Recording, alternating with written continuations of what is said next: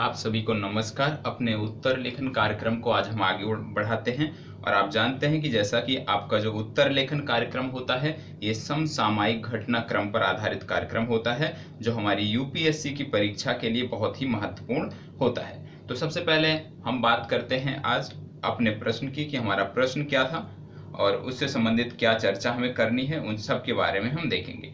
प्रश्न हमारा था गोलन हाइट्स के रणनीतिक महत्व और इस क्षेत्र के विवादित होने के कारणों पर चर्चा कीजिए। इसी में दूसरा खंड जो है वो है मौजूदा विवाद से विश्व स्तर पर क्या प्रभाव देखने को मिलेंगे। प्रश्न एक बार फिर से, गोलन हाइट्स के रणनीतिक महत्व और इस क्षेत्र के विवादित होने के कारणों की चर्चा कीजिए। दूसरा इसी में है दूसरा खंड, मौजूदा विवाद से विश्व स्तर पर क्या प्रभाव देखने को मिलेंगे। तो अपने प्रश्न की हम बात करते हैं। प्रश्न हमारा है कि गोलन हाइट्स के रणनीतिक महत्व। तो सबसे पहले हमें पता होना चाहिए गोलन हाइट्स की अवस्थिति कहाँ है। जब तक हमें ये नहीं पता है कि गोलन हाइट्स की जो है इसकी अवस्थिति कहाँ से है, कहाँ पर है, तब तक हम इस प्रश्न की चर्चा नहीं कर सकते हैं, इस पर कुछ भी लिख नहीं सकते हैं। तो सबसे पहले प्रश्न एक बार फिर से, गोलन हाइट्स के रणनीतिक महत्व और इस क्षेत्र के विवादित होने के कारणों पर चर्चा कीजिए। दूसरा है मौजूदा विवाद से विश्व स्तर पर क्या प्रभाव देखने को पड़ेंगे। अब सबसे पहले आपको दो चीजें पता होनी चाहिए। क्या पता होना चाहिए? सबसे पहले पता होना चाहिए कि गोलन हाइट्स है कहां पर। ठीक है, गोलन हाइट्स है कहां पर। दूसरी बात क्या पता होना चाहिए कि मौजूदा विवाद क्या है। ठीक है, क्योंकि प्रश्न के दूसरे भाग में मौजूदा विवाद के बारे में पूछा गया है कि वर्तमान समय में कि मौजूदा विवाद से विश्व स्तर पर क्या प्रभाव पड़ेंगे। तो जब तक हमें मौजूदा विवाद नहीं पता होगा, समसामयिक में क्या हो रहा है गोलन हाइट्स से संबंधित, तब तक हम इस प्रश्न को लिख नहीं सकते हैं, प्रश्न के दूसरे भाग को। और जो प्रश्न का पहला भाग है, जब तक हमें ये नहीं पता है कि गोलन हाइट्स है कहां पर, इसकी अवस्थिति कहां पर है, किन देशों के बीच विवाद का विषय है, तब तक हम कुछ भी लिख नहीं सकते। तो एक चीज आप यह भी जानिएगा कि समसामयिक विषयों पर जो आप उत्तर लेखन करते हैं, यहीं से आपकी परीक्षा में प्रश्न बन रहे हैं। यदि आप पिछले 2 से 3 वर्षों के प्रश्न पत्रों को देखें आप मुख्य परीक्षा के, तो सबसे पहले यहां से जैसे हमें मान लीजिए गोलन हाइट्स नहीं पता था, यदि हम गोलन हाइट्स के बारे में पता करते हैं, जानकारी इकट्ठा करते हैं, तो हमारा पीटी का भी प्रारंभिक परीक्षा का भी एक प्रश्न तैयार हुआ कि गोलन हाइट्स की अवस्थिति कहां पर है, या किन देशों के बीच स्थित है, या किन देशों से सीमा लगती है इसकी। तो एक पीटी का भी प्रश्न हमारा यहां से तैयार हुआ। तो याद रखिएगा, जब भी हम समसामयिक विषयों पर उत्तर लेखन करते हैं तो वो प्रारंभिक परीक्षा के लिए बहुत ज्यादा मददगार होता है, क्योंकि आजकल प्रारंभिक परीक्षा में भी समसामयिक से जुड़े हुए प्रश्न पूछे जा रहे हैं। तो सबसे पहले गोलन हाइट्स है कहां पर, यह पता होना चाहिए। और इस प्रश्न में सबसे बात की गई है कि गोलन हाइट्स के रणनीतिक महत्व के बारे में बताइए। तो आपको अपने प्रश्न को, आपको अपने उत्तर को 2 भागों में करना है। पहले भाग में आप बताएंगे कि गोलन हाइट्स का महत्व क्या है, ये विवाद में क्यों है। प्रश्न के अपने दूसरे भाग में मौजूदा विवाद की चर्चा करनी है कि मौजूदा जो विवाद है इससे विश्व स्तर पर क्या प्रभाव देखने को मिलेंगे। अब क्या प्रभाव देखने को मिलेंगे, जब इसकी बात करेंगे अपने उत्तर के दूसरे भाग में आप इसकी चर्चा करेंगे। मतलब आधे भाग में आपको बताना है गोलन हाइट्स के बारे में, इसके महत्व के बारे में, और अपने उत्तर के आधे भाग में आपको बताना है कि मौजूदा समय में इससे क्या समस्याएं बढ़ेंगी। तो 2 चीजें ये हैं जिससे आपका प्रश्न बन जाता है। मतलब अगर आपका ये पूरा एक प्रश्न लिखना है तो सबसे पहले आप इसके आधे भाग में बता दिए गोलन हाइट्स के बारे में, उसकी पूरी जानकारी दे दिए। ऐतिहासिक पृष्ठभूमि नहीं बताना है, क्योंकि वर्तमान विवाद के बारे में बताना है, रणनीतिक महत्व के बारे में बताना है। तो आपको ऐतिहासिक पृष्ठभूमि जो है हमारा इजराइल अरब, ये जो युद्ध है इजराइल अरब संघर्ष के बारे में नहीं बताना है। तो हमें इजराइल अरब संघर्ष पर नहीं जाना है, हमें मौजूदा विवाद से स्टार्ट करना है कि उसका रणनीतिक महत्व क्या है। इसके बाद अपने उत्तर के दूसरे भाग में आप लिखोगे, क्या लिखोगे कि मौजूदा समय में यदि ये विवाद बढ़ता है, यदि यह जो है और बात इस पे बढ़ती है और विवाद बढ़ता है, तो आने वाले समय में विश्व के जो इस विवाद से संबंधित देश हैं उनको छोड़कर विश्व के अन्य देशों पर क्या प्रभाव पड़ेगा वो आपको लिखना है। तो याद रखिएगा, पहले आधे भाग में गोलन हाइट्स, सेकेंड हाफ में आपको बताना है उसके विवाद के बारे में, मौजूदा समय में क्या प्रभाव पड़ने वाला है। तो चलिए हम अपनी शुरुआत करते हैं। सबसे पहले तो इसमें यदि आप ऐसा सोचें कि प्रस्तावना लिखें, लिख भी सकते हैं। प्रस्तावना में क्या लिख सकते हैं? प्रस्तावना में इस उत्तर की यदि हम प्रस्तावना की बात करें, इस उत्तर की प्रस्तावना की बात करें तो प्रस्तावना में आप शुरुआत कहां से करेंगे कि गोलन हाइट्स है कहां पर, ठीक है। इस प्रश्न की प्रस्तावना से आप उत्तर लेखन प्रारंभ करेंगे और प्रस्तावना में बताएंगे कि गोलन हाइट्स की अवस्थिति क्या है, कब से ये विवाद में रहा है और किन देशों से ये सीमा बनाता है। मात्र इतनी चर्चा, 3 बिंदुओं पर चर्चा आपको प्रस्तावना में करनी है। क्या गोलन हाइट्स है कहां पर, क्यों वर्तमान समय में क्यों चर्चा में है और किन देशों से सीमा साझा करता है, किन देशों के मध्य स्थित है, ठीक है। ये आपकी प्रस्तावना होगी। तो चलिए देखते हैं प्रस्तावना में क्या लिखना है। सबसे पहले प्रस्तावना से शुरुआत करना है आपको अपने उत्तर लेखन को और आप बताओगे कि गोलन हाइट्स कहां पे है। गोलन हाइट्स है क्या? तो गोलन हाइट्स जो है ये दक्षिणी पूर्वी सीरिया में स्थित एक पहाड़ी इलाका है। दक्षिण पूर्वी सीरिया में स्थित एक पहाड़ी इलाका है, ये प्रस्तावना में आप लिख रहे हो। फिर आप बताओगे कि यह इजराइल, लेबनान, जॉर्डन की सीमा से लगा हुआ है। यह जो इलाका है, यह जो पहाड़ी है वो इजराइल, लेबनान और जॉर्डन की सीमा से लगा हुआ है। मौजूदा समय में अमेरिकी राष्ट्रपति द्वारा इजराइल की मान्यता देने के लिए, इजराइल जो है गोलन हाइट्स पर इजराइल की मान्यता के दावे को स्वीकार करने के लिए, उसको स्वीकार करने के लिए और गोलन हाइट्स पर इजराइल को जो है स्वामित्व का अधिकार देने की जो बात की गई है मौजूदा समय में, उसी से यह विवाद चर्चा में है। सबसे पहले प्रस्तावना में कि गोलन हाइट्स दक्षिणी पश्चिमी सीरिया में स्थित एक पहाड़ी इलाका है। यह इजराइल, लेबनान और जॉर्डन की सीमा से लगता हुआ पहाड़ी क्षेत्र है, ठीक है। मौजूदा समय में अमेरिकी राष्ट्रपति द्वारा गोलन हाइट्स पर इजराइल के दावे को स्वीकार करने के बाद यह विवाद का विषय बना हुआ है। यहीं पे आप आके रुक जाओगे, यहीं पे आपकी प्रस्तावना समाप्त हो जाती है। अब ये प्रस्तावना आपकी समाप्त हो गई। अब आपको क्या लिखना है अपने उत्तर का। जैसे मैंने पहले बोला था कि आपका ये अगर उत्तर है तो इसके आधे भाग पे आप क्या चर्चा करने वाले हो कि गोलन हाइट्स का रणनीतिक महत्व क्या है, उसकी चर्चा करने वाले हो। तो देखें यदि हम तो गोलन हाइट्स जो है ये सामरिक दृष्टि से भी महत्वपूर्ण है, आर्थिक दृष्टि से भी महत्वपूर्ण है और राजनीतिक और सांस्कृतिक दृष्टि से महत्वपूर्ण है। कैसे, आइए देखते हैं। सबसे पहले सामरिक महत्व क्या है गोलन हाइट्स का, ये समझते हैं। जैसे मैंने बताया कि ये दक्षिण पश्चिमी सीरिया में स्थित एक पहाड़ी इलाका है, तो सामरिक महत्व इसका क्या है कि ये जो इजराइल है, ये जो पहाड़ी है ऐसे बीच में स्थित है। एक तरफ इजराइल का भाग पड़ता है, एक तरफ सीरिया का पड़ता है, ठीक है। कुछ दूरी पे इजराइल का भाग पड़ता है, कुछ दूरी पे सीरिया का। तो इसमें दिक्कत क्या है कि यदि ये जो भाग है गोलन हाइट्स, जिसका भी गोलन हाइट्स पे अधिकार रहेगा, जिस क्षेत्र का, जिस देश विशेष का गोलन हाइट्स पे अधिकार रहेगा, मान लीजिए इस पर इजराइल के दावे को स्वीकार कर लिया जाता है, इजराइल की इस पे मान्यता हो जाती है, इजराइल इस पर अपना अधिकार कर लेता है, ठीक है। अगर इजराइल इस पर अपना सैन्य बेस किसी भी प्रकार की गतिविधि करता है तो क्या है, ये पहाड़ी की अवस्थिति ऐसी है कि यदि इस पहाड़ी पर आप हैं तो आप सीरिया की राजधानी तक स्पष्ट देख सकते हैं। सीरिया की राजधानी, उसके 2 से 3 प्रमुख शहरों को आप इस चोटी से आसानी से देख सकते हैं। मतलब उसके राजधानी में क्या हो रहा है, उसके प्रमुख शहरों में क्या हो रहा है, ये आप यहीं से देख सकते हैं यदि आपके पास गोलन हाइट्स है। सेम यदि सीरिया के पास गोलन हाइट्स है तो सीरिया भी इससे लगे हुए देशों की गतिविधियों को आसानी से देख सकता है, उनको मैनेज कर सकता है, उसके खिलाफ कदम उठा सकता है। तो सीरिया और जो इजराइल जो भी विवाद है, ये सबसे पहली बात ये सामरिक महत्व का स्थान है, इस वजह से ये विवादित है और हर कोई देश चाहे इजराइल हो या सीरिया इस पर अपने दावे को लेकर आगे बढ़ रहे हैं, कोई भी पीछे अपने कदम नहीं खींच रहा है, कोई हार नहीं मान रहा है। तो ये हो गया सामरिक महत्व। यहाँ से जो सीरिया की राजधानी दमिश्क है वो स्पष्ट दिखाई देती है, मतलब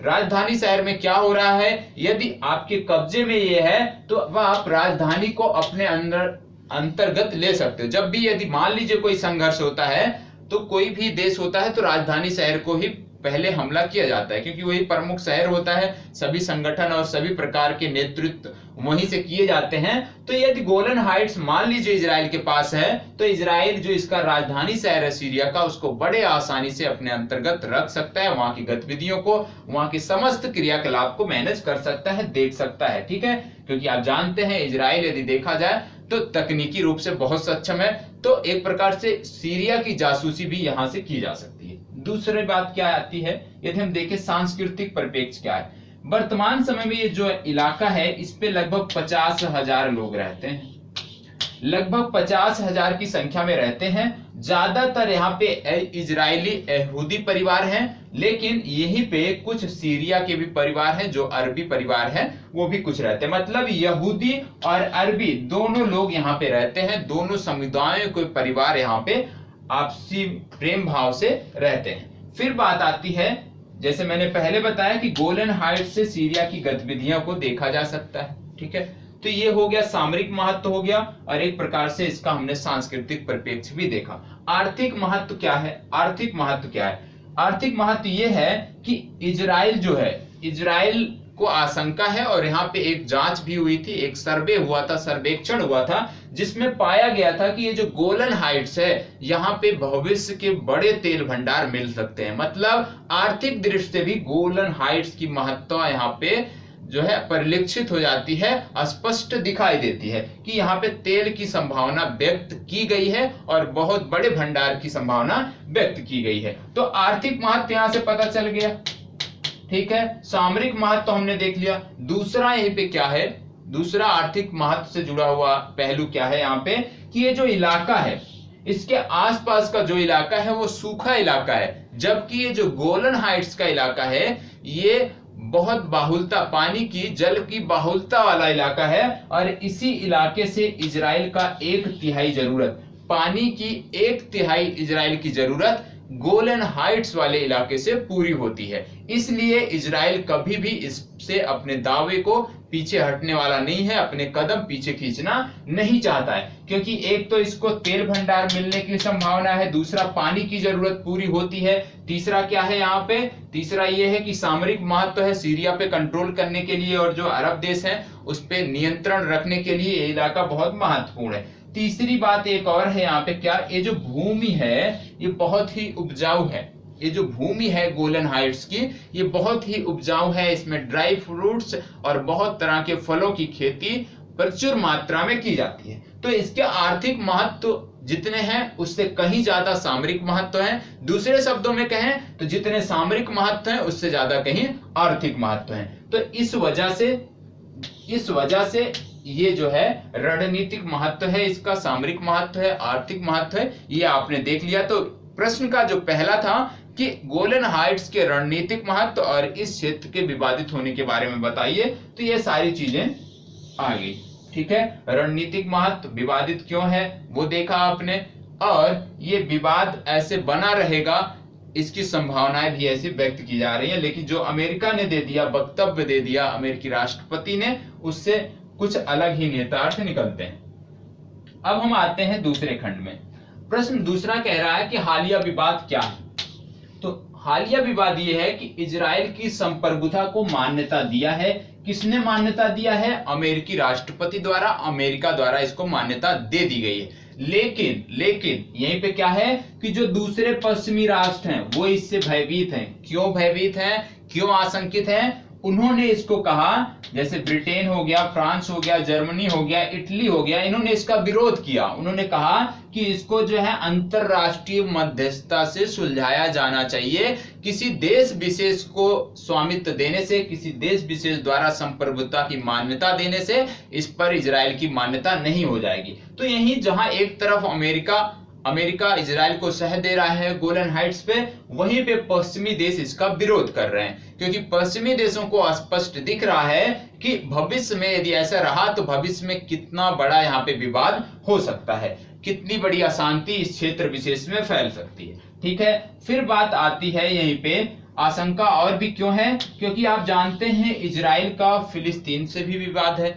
इजराइल का फिलिस्तीन से भी विवाद है, और अन्य देश के साथ साथ फिलिस्तीन भी आशंकित है कि आज अमेरिका ने यदि इसकी मान्यता दे दी, इस पर अपनी इजराइल की संप्रभुता को स्वीकार किया, उसको मान्यता दिया, तो हो सकता है आने वाले समय में जो इजराइल और फिलिस्तीन का विवाद है यरूशलेम को लेकर और उस क्षेत्र को विशेष को लेकर, गाजा पट्टी विशेष को लेकर, तो वहां पे क्या है कि हो सकता है आगे के समय में ये उस पे मान्यता दे दे, अमेरिका इसकी भी मान्यता दे दे, तो फिलिस्तीन के साथ अन्य देश भी इस बात से भी आशंकित हैं। फिर यूनाइटेड नेशन ने भी इस पे वक्तव्य दिया। यूनाइटेड नेशन ने कहा कि इसको आपसी कूटनीति, इजराइल और अरब देशों को कूटनीति के माध्यम से इसको हल करना चाहिए, इसमें किसी तीसरे देश की मध्यस्थता को स्वीकार नहीं करना चाहिए। अब ये देख लिया हमने हालिया विवाद क्या है। अब हम देखते हैं कि इससे फर्क क्या पड़ने वाला है। ठीक है, फर्क क्या पड़ सकता है, इस पे क्या प्रभाव क्या पड़ सकता है। सबसे पहली बात, ये जो क्षेत्र विशेष है भले ईरान और सीरिया के लिए है, लेकिन इसमें सीरिया और इजराइल के लिए ज्यादा महत्व है, लेकिन इसी में हमारा ईरान है। ईरान से जानते हैं हम एक बंदरगाह के लिए हम समझौता किए हैं और निरंतर मध्य एशिया में अफगानिस्तान विशेष पर अपनी पकड़, और उसके बाद तजाकिस्तान, तुर्कमेनिस्तान, इन देशों में, कजाकिस्तान में अपनी पकड़ स्थापित करने के लिए, अपने परिवहन को सुदृढ़ करने के लिए हमने ईरान से समझौता किया था, क्योंकि ईरान के माध्यम से ही उधर जा सकते हैं, क्योंकि पाकिस्तान बीच में ब्रेकर बना बैठा है। तो इससे क्या है कि ईरान भी इससे जुड़ा हुआ है। कैसे? ईरान इसी क्षेत्र विशेष से भावनाओं को भड़काकर वहां के लोगों को इजराइल के विरुद्ध तैयार कर खड़ा कर क्या करता है, मध्य पूर्व के जो देश हैं उसमें क्या करता है ये कि अपनी जो है प्रासंगिकता साबित करता है और अपने आप को श्रेष्ठ वर्चस्व साबित करता है। जैसे बोला गया कि मध्य पूर्व में ये क्या करता है, अपना वर्चस्व स्थापित करता है। तो ईरान के हित भी प्रत्यक्ष रूप से नहीं लेकिन अप्रत्यक्ष रूप से इससे जुड़े हुए हैं। दूसरी बात है कि ईरान वर्तमान समय में ऐसे ही विभिन्न प्रतिबंधों से जूझ रहा है और अमेरिका का एक प्रकार से कहें तो प्रतिद्वंदी भी है। तो यदि अमेरिका ने इजराइल को मान्यता दी है तो निश्चित रूप से ईरान उसको स्वीकार नहीं करेगा, क्योंकि इसके भी हित है। और यदि ईरान इसको स्वीकार नहीं करता है, और आपको पता है कि ईरान पूर्व में भी ईरान जो लेबनान है वहां के जो शासक हैं, सीरिया के जो प्रमुख हैं, इन सबको सहायता देता रहा है, समर्थन देता रहा है, सैन्य सहायता, आर्थिक सहायता और समर्थन भी देता रहा है इजराइल के खिलाफ। तो यदि ये विवाद बढ़ता है और इसमें सीरिया का डायरेक्ट इन्वॉल्वमेंट है और सीरिया, लेबनान और ईरान, यदि ये जो त्रिगुट है ये हमारा अमेरिका के खिलाफ, इजराइल के खिलाफ खड़ा होता है, तो निश्चित रूप से इस क्षेत्र विशेष में, इस रीजन में अशांति बढ़ेगी। और अगर ईरान इसमें शामिल हो गया तो भारत के लिए भी मुश्किल आने वाली है। भारत के लिए क्या मुश्किल आने वाली? भारत ने बहुत ज्यादा निवेश किया है और भारत ऐसी स्थिति में नहीं होगा कि वह इजराइल का समर्थन करे या ईरान का समर्थन करे, क्योंकि हमारे दोनों देशों से हमारे रिश्ते बहुत ही सौहार्दपूर्ण हैं, बहुत ही अच्छे हैं। तो भारत के लिए चुनौती होगी कि भारत किस तरफ जाए और किसका समर्थन करे। दूसरी बात, वैश्विक स्तर पर इससे क्या प्रभाव पड़ने वाले हैं। वैश्विक स्तर पर ईरान के और भारत के परिप्रेक्ष्य में देखें तो जब हमारा निवेश प्रभावित होगा, जो हमने वहां पे लगाया है उस बंदरगाह में, तो क्या है, जो हम कनेक्टिविटी प्रदान करना चाहते थे मध्य पूर्व के अन्य देशों से, खाड़ी के अन्य देशों से, तो वो हमारे लिए समस्या बढ़ेगी। जैसे हमें लैंडलॉक्ड जो कंट्री हैं इनसे जो हम अपना संबंध बनाना चाहते थे, अफगानिस्तान के उधर ऊपर की तरफ, यदि हम देखें उत्तर की तरफ जो भी देश हैं अफगानिस्तान के, तजाकिस्तान, किर्गिस्तान, इन सबसे जो हम चाहते थे कि हमारा व्यापार बढ़े, हमारा निर्यात बढ़े, उस पे हमें जो है एक प्रकार से चोट लगेगी। क्यों? जब ईरान में निवेश प्रभावित होगा, ईरान का हम साथ नहीं देंगे, तो निश्चित रूप से ईरान हमारी परियोजनाओं से पीछे हटेगा, उतना सपोर्ट नहीं करेगा जितनी आवश्यकता है। तो भारत के हित तो निश्चित रूप से प्रभावित होंगे। वैश्विक स्तर पर क्या है, आप जानते हैं कि ईरान और यूएई के बीच भी अबू मूसा विवाद भी एक चल रहा है। एक विवाद अबू मूसा का चल रहा है, और अबू मूसा कहां पे था? फारस की खाड़ी में था। ठीक है, तो एक दूसरा विवाद ये जन्म ले लेगा। तो आप जानते हैं, जब मैंने अबू मूसा विवाद बताया था तो आपको बताया था कि अबू मूसा की जो अवस्थिति है, विश्व के 2/3 तेल निर्यात उसी रीजन के बीचों बीच जो द्वीप विवादित हैं, उन्हीं विवादित द्वीपों के बीच से 2/3 तेल निर्यात होता है। तो निश्चित रूप से यदि ये विवाद बढ़ता है तो ये जो तेल वाला निर्यात है ये प्रभावित होगा, और जब तेल निर्यात प्रभावित होगा, ऊर्जा आपूर्ति देशों को नहीं हो पाएगी, तो निश्चित रूप से विश्व के सभी देश इससे प्रभावित होंगे। व्यापार जहां प्रभावित होगा वो अलग बात है, लेकिन यदि तेल की आपूर्ति ही सुनिश्चित नहीं हो सकेगी देशों को, तो निश्चित रूप से अर्थव्यवस्था की स्थिति बदहाल होगी और इससे विश्व स्तर पर भी बहुत सारे संकट देखने को मिलेंगे। तो उम्मीद करता हूं कि इस रीजन विशेष में क्या लिखना है, क्या विश्व पर प्रभाव पड़ेंगे, आप इस तेल विशेष को लेकर लिख सकते हैं। पहली बात क्या है, तेल, समस्या तेल है, और तेल से आप अर्थव्यवस्था को जोड़ सकते हैं।